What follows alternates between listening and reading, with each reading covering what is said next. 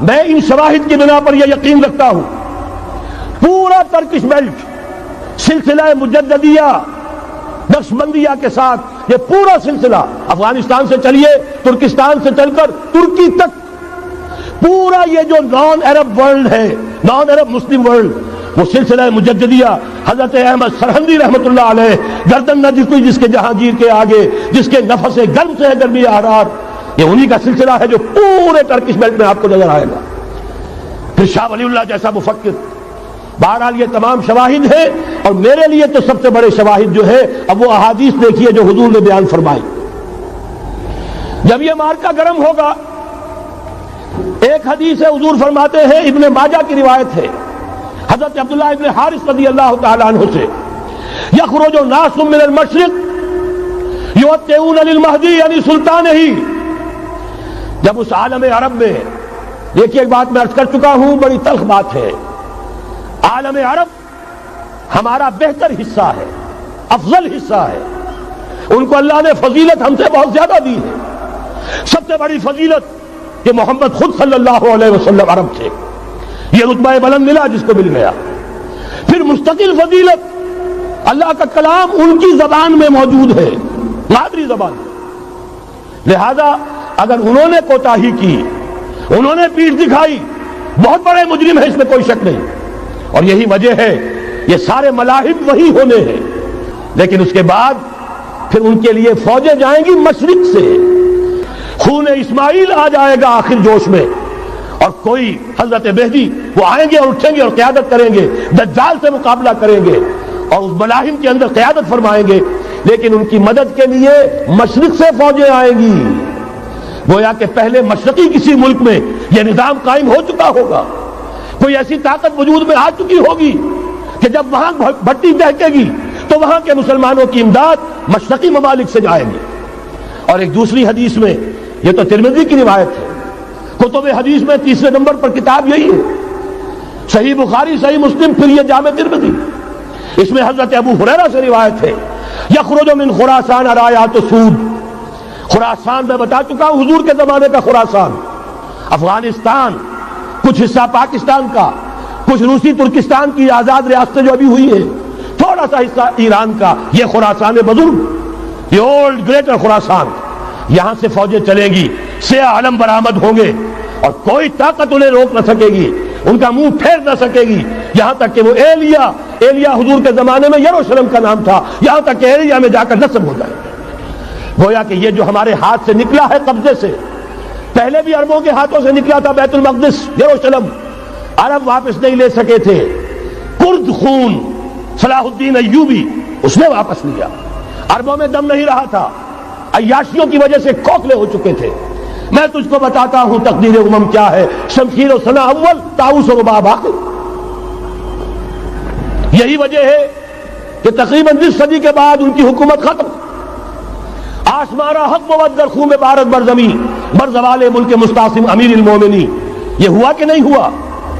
جبکہ آئے ہیں تاتاری ہورس اور جنہوں نے کہ آخری خلیفہ بنو عباس اسے محل میں سے نکالا ایک کھال کے اندر لپیٹ کر اور اپنے گھوڑوں کے سوؤں تلے کچل دیا. عرب معزول کر دیے گئے تھے لیکن اب دوبارہ عربوں کو جب سہارا ملا ہے لیکن اب بھی انہوں نے کہیں اسلام قائم نہیں کیا. کوئی روس کا غلام رہا کوئی امریکہ کا غلام رہا کسی نے اس کا ساتھ دیا کسی نے اس کا ساتھ دیا. تہذیب ہے تو مغربی تمدن ہے تو مغربی وضع میں تم ہو نصارہ تو تمدن میں ہنود. یہ مسلمان ہیں جنہیں دیکھ کے شرمائے یہود. یہی معاملہ جب ان کا ہوا تو اب اللہ تعالیٰ کی طرف سے ان کے اوپر وہ عذاب کی بھٹی گرم ہونے والی ہے. لیکن اس کے بعد پھر یہاں سے جائیں گے وہ جو ان کی مدد کریں گے اور یہ ایلیا کو واپس لینے والے یہ مشرق سے چلنے والے لشکر ہوں گے. یہ 2 حدیثیں ابھی سن لیجئے اور تیسری حدیث یہ ہے حضور نے فرمایا یہ سنن نسائی کی روایت ہے قال رسول اللہ صلی اللہ علیہ وسلم عصابتان من امتی احوذهم اللہ من النار احرزهم اللہ من النار. میری امت کے 2 لشکر ایسے ہوں گے جنہیں اللہ نے آگ سے نجات دے دی ہے پہلے ہی سے ڈکلیئرڈ ہے. عصابت تغزو الہند ایک لشکر کے جو ہند پر حملہ آور ہوگا وعصابت تکون مع عیسیٰ ابن مریم علیہ السلام اور دوسرا لشکر وہ ہے جو حضرت عیسیٰ کے ساتھ جا کر اور ان کے ساتھ مل کر یہودیوں کے خلاف جنگ کرے گا۔ میں اس حدیث کا جو مطلب سمجھتا ہوں واللہ عالم، یہ اسی علاقے میں جب انقلاب آ جائے گا، یہ علاقہ خراسان اور پاکستان، جب یہاں نظام خلافت قائم ہوگا، یہاں سے اسلام کی توسیع ہوگی، اور یہاں سے جانب مشرق ہند اور جانب مغرب یہ جو یہودیوں کا سیلاب آ رہا ہے، ان دونوں کا مقابلہ کرنے کے لیے انشاءاللہ العزیز، ورنہ یہ حسابتان جو ہے ایک حدیث میں جمع کرنے کی کوئی اور حکمت ہو نہیں سکتی، ورنہ تو ہندوستان پہ کئی لشکر آئے ہیں، لیکن یہ کہ در حقیقت اسی وقت جبکہ عالم عرب میں وہ بھٹی دہکے گی، اسی وقت یہاں انقلاب آ چکا ہوگا، ایک طرف یہاں سے مدد کے لیے لشکر جائیں گے کہ جو مسلمان عرب جو ہے ان کی مدد کریں گے، حضرت مہدی کے جھنڈے تلے لڑیں گے، حضرت مہدی کی حکومت کو مستحکم کریں گے، جو اتعون علی المہدی، دوسری طرف وہ ہندوستان کی طرف پیش قدمی کریں گے، اور یہیں سے جیسے اس وقت سیلاب نکلا تھا جزیرہ نما عرب سے، ایک داہنی طرف ایک بائیں طرف، ایران، افغانستان، ترکستان، ادھر مصر، لیبیا، الجزائر، مراکش، موریتانیہ، اسی طریقے سے انشاءاللہ اسی علاقے سے اس کا آغاز ہوگا اور بات آگے بڑھے گی۔ تو غرض اصل حاصل کیا ہے؟ یہ ہونا ہے، پچھلے آثار ثابت کر رہے ہیں کہ ہونا ہے، حضور کی احادیث بتا رہی ہے کہ یہی سے ہونا ہے، ہوا صرف یہ ہے ہم بھٹک گئے، ہمیں اپنی منزل یاد نہ رہی، کہ آج ہمارا حال یہ ہے، ہماری قیادت، ہماری سیاست ان لوگوں کے ہاتھ میں ہے کہ وہ فریب خوردہ شاہی کے پلاہوں کرگسوں میں، اسے کیا خبر کہ کیا ہے، تب وہ تاب جاویدانہ، ان کی تہذیب مغربی، ان کی ذہنیت مغربی، ان کی وضاقتہ مغربی،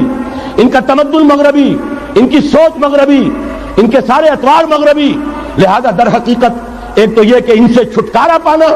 اور دوسرے یہ کہ در حقیقت مغرب کی تمام طاقتوں کو للکارنے کے لیے اس قوم کے اندر سے جذبہ ایمان، جذبہ جہاد کو برآمد کرنا، یہ دو کام ہیں جو کرنے ہیں، اور اگر ہم یہ کر لیں گے، جیسا کہ میں نے آیت آپ کو سنائی تھی، اللہ کا کوئی وعدہ غیر مشروط نہیں، ایمان اور عمل صالح، ایمان اور جہاد، یہ وعدے پورے کرو گے تو اللہ کا وعدہ بھی پورا ہوگا۔